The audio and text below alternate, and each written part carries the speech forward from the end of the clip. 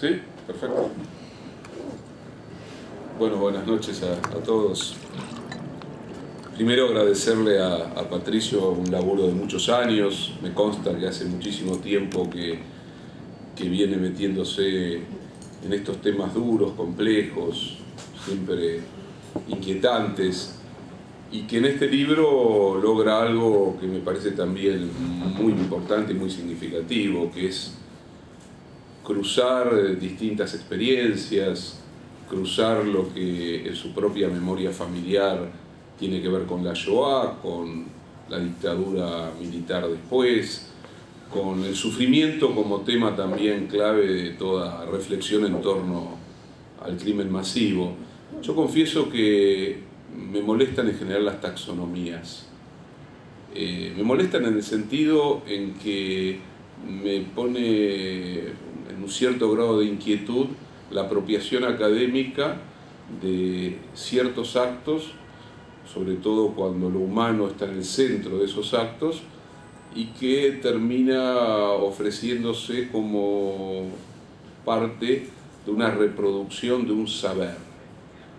Y se genera una suerte de distancia, de efecto excesivo de conceptualización. A mí la verdad que no me interesa demasiado conocer cuántas veces se menciona la definición de genocidio, esa lucha por ser el que ha logrado meter el adjetivo correcto. En la Academia Estadounidense, para aquellos que la conozcan, el triunfo está garantizado si uno construye una palabra o un concepto que sea utilizado como parte de la venta de una mercancía. Cuanto más se utiliza ese concepto, cuanto más se utiliza ese término, más triunfante el camino de ese académico. Y la verdad que acá, y en la escritura de Patricio, y en su reflexión y en su sensibilidad, se juegan otras cosas.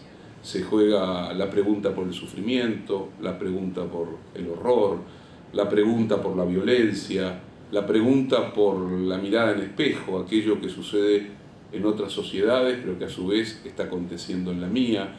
Y creo que eso le da un valor también muy, muy importante. Yo recuerdo en alguna otra mesa que estuvimos juntos con Raúl, en otro momento, que él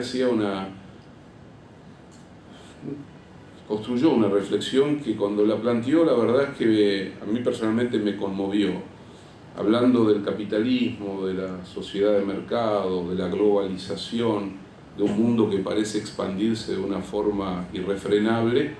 Recordó los centenares de millones y los miles de millones de excluidos, como aquellos que en algún momento, no sé si la palabra que usaste fue rebelarse, o moverse, o decir basta, ¿no? Uno tiene la sensación que vivimos en una época de la humanidad donde un proyecto civilizatorio extremadamente sofisticado ha logrado que el genocidio siempre quede lejos de sus propias prácticas, ¿no? Entonces vemos a un mundo occidental, democrático, liberal, que se despliega sobre un universo planetario en el que la violencia está siempre en un lado diferente al de su ejercicio real. El caso de París en este momento es ejemplar. Allí hay una violencia insoportable. Un grupo de terroristas, fundamentalistas, islámicos, ejercen lo que es efectivamente un acto terrible sobre población civil. Y mueren X cantidad de personas. La construcción de esa información ya implica una suerte de jerarquía en el orden de las muertes y en el orden también de los acontecimientos. La violencia que se desparrama sobre las sociedades de Medio Oriente, la destrucción sistemática que se está operando sobre el fundamento del Estado-Nación en el norte de África y en el Medio Oriente, no aparece en la reflexión de los grandes medios de comunicación. No aparece la pregunta por el colonialismo, no aparece la pregunta por el lugar de Francia en la gestión de violencias extremas, no aparecen cuestiones que deberían regresar sobre una reflexión de Ernest Renan, ese gran teórico de la nación francés, cuando señaló que toda nación al constituirse necesita olvidar la violencia del origen. En la nación hay siempre una violencia originaria, la que ustedes quieran elegir.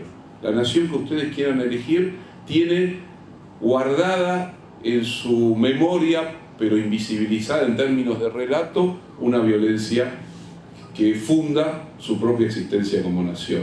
Los dos ejemplos que da Renan son el de los cátaros en la Occitania pirenaica en el siglo XIII, XIV, y la de los hugonotes protestantes franceses ya en el comienzo de lo que iba a ser la construcción del Estado moderno francés. Dos crímenes masivos, dos genocidios culturales. Se aniquiló la cultura del Languedoc, se aniquiló la lengua, se aniquilaron los cuerpos, se aniquiló una cultura. Con relación a los protestantes franceses, se los debilitó, se los colocó en lugares fronterizos de la propia Francia y les costó mucho reponerse. Recién decía Hernán hace un rato, la construcción del Estado Nacional Argentino tiene dos momentos fundamentales. El que tiene más publicidad, que es el de Roca, el de la conquista del desierto, pero otro que es un poco anterior y constitutivo de la nación argentina, que es la Guerra del Paraguay.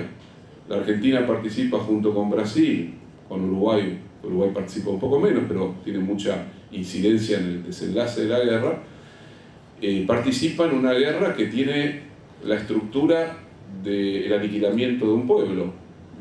Se calcula que 2/3 de la población masculina de distintas edades, de viejos hasta niños, murieron en la Guerra del Paraguay, del lado paraguayo, y eso le permitió tanto a la Argentina como a Brasil darle forma a sus construcciones nacionales. Difícil pensar la construcción del Estado-Nación sin ese momento de violencia. Pero a su vez también es cierto aquello que dice Hegel: la felicidad deja páginas en blanco en la historia. Por lo tanto hay una lógica de la violencia, la historia como una mesa de carnicero, ¿no? Donde la guerra es un disparador civilizatorio, y en el interior de la guerra, por más que haya prácticas que cuiden el uso no genocida de la violencia, es difícil imaginar que uno pueda ordenar jurídicamente a la guerra como para que no se anden matando de forma excesiva. En verdad hay que ir a guerras muy antiguas, donde eso efectivamente sucedía y estaban prácticamente calculados los muertos posibles de cada bando, porque si no, no iba a ser posible la continuidad de cada uno de los bandos, incluso del vencedor. Pero si hay una característica propia de la guerra moderna, de la guerra en el interior de la modernización, del capitalismo, de la industrialización, de las nuevas formas demográficas, es precisamente que toda guerra termina generando un tipo de violencia que invade, casi sin que esto no pueda sino ocurrir, que invade la dimensión también de lo civil. La Primera Guerra Mundial es una guerra en la que la trinchera muestra una forma tradicional, pero a su vez la industrialización de la muerte pone en claro que ya no hay posibilidad de detener el horror cuantitativo. Una vez desencadenada la fuerza homicida, no se puede detener el horror cuantitativo. Y no se puede detener también esa lógica en la que guerra, horror, destrucción, masividad y también genocidio comienzan a mezclarse. Creo que el esfuerzo de Patricio es importantísimo en esta época, porque el genocidio no solamente nace de un acto de violencia directa que el Estado o los Estados pueden ejercer sobre una minoría a través de la producción sistemática de campos de exterminio, de campos de concentración o de otras formas de crímenes masivos. En Ruanda no fueron necesarios los campos de exterminio, el crimen fue allí, a la luz del día, una masacre tremenda con elementos muy rústicos, rudimentarios, y avalado también por la civilizada nación francesa. No hubiera sido posible el genocidio en Ruanda sin la complicidad de las potencias colonialistas, y en particular en este caso de Francia, ¿no? Y es un genocidio en el que en muy poco tiempo se calcula que fueron asesinados 2 millones de personas. Hay distintas formas del genocidio, también está el famoso genocidio camboyano, terrible porque se hace un nombre a un ideal igualitarista, como es el de los Khmer Rouge contra la población urbana disque burguesa, que fue masivamente llevada al campo, y allí con distintas metodologías también fueron asesinados más de 2 millones de personas. Pero también hay hoy otra forma distinta de aniquilamiento, de destrucción, que tiene que ver con la expansión de un sistema económico, cultural y misericordia. Estaba leyendo hace poco un informe sobre México. La entrada de México al Tratado de Libre Comercio con Estados Unidos significó, en la década inmediata que le siguió ese acuerdo, una caída de la tasa de vida de los sectores más pobres mexicanos, sobre todo campesinos, de casi 20 años, ¿no? Entonces, ¿cómo llamar a eso? Y sin embargo, ahí no hay ninguna reflexión sobre el ejercicio a través de prácticas económicas, económico-jurídicas, con tratados, con intercambios comerciales, con libertades para que las fronteras dejen pasar todo tipo de mercancías menos los cuerpos. Es extraordinario en ese sentido lo que es la frontera México-Estados Unidos. El muro y todo lo que pasa por allí son mercancías legales o ilegales. Lo único que no pueden pasar y que se convierten en culpables si lo hacen son aquellos cuerpos que no tienen los documentos adecuados para pasar la frontera. Allí también hay, por lo tanto, otro momento tremendo de violencia.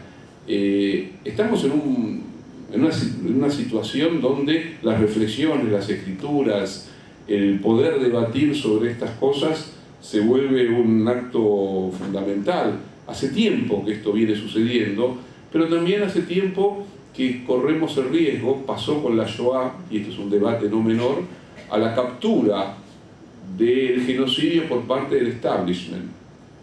Los gobiernos más brutales en términos de ejercicio de violencia de los últimos 50 años tienen al Holocausto como un momento mítico que exculpa a las democracias occidentales de toda responsabilidad frente a otras formas de masacre, incluso frente a esa masacre como fue la del Holocausto, la Shoah. Esto también es importante porque en esto que yo decía al principio, la academización, la construcción de la taxonomía, la apropiación por mandarines del mundo universitario de ese tipo de sufrimiento tremendo de lo humano, tiene también la forma muchas veces del museo como mercancía turística de esta época, ¿no? No sé si alguno de ustedes tuvieron la oportunidad de estar en el Museo del Holocausto de Washington. Es ejemplar ese museo, ejemplar por lo impúdico, ¿no? Paradójico, porque es una mezcla de hallazgo museístico, pero con una zona donde hay que tomar distancia para entender lo que significa. Cuando uno entra al museo, se le da un carnet y se convierte imaginariamente y hace el recorrido como si fuera la persona de ese carnet de identidad, que fue alguien que murió en Treblinka o en Auschwitz o en el gueto. Entonces uno recorre el Museo de Washington, que tiene estéticamente momentos impresionantes, muy logrados, muy cuidados también, y algunos incluso muy púdicos. Pero allí hay algo que no deja de ser del orden de la ficción. Uno recorre ese museo siendo el mismo siempre, pero siendo otro, y sale del museo, por supuesto, vivo. Cuando el que entraba en el campo de concentración y si estaba en un campo de exterminio, salvo por casualidad, podía salir vivo. Hay algo también del voyerismo en la sociedad contemporánea, y el dolor, la muerte, la violencia tienen un rasgo de esas características. Por eso creo, y no quiero abundar, a mí hacía tiempo que la verdad no me metía en estas lecturas, dediqué bastantes años a pensarlo, a discutirlo, a escribir, y me parece que en el libro de Patricio y en su camino recorrido, este libro recorre en verdad ensayos de distintas épocas y es muy bueno porque señala un camino recorrido. Me parece que hay en este contexto argentino y sudamericano me parece que hay algo bueno, notable, necesario, imprescindible y a ser agradecido. Gracias.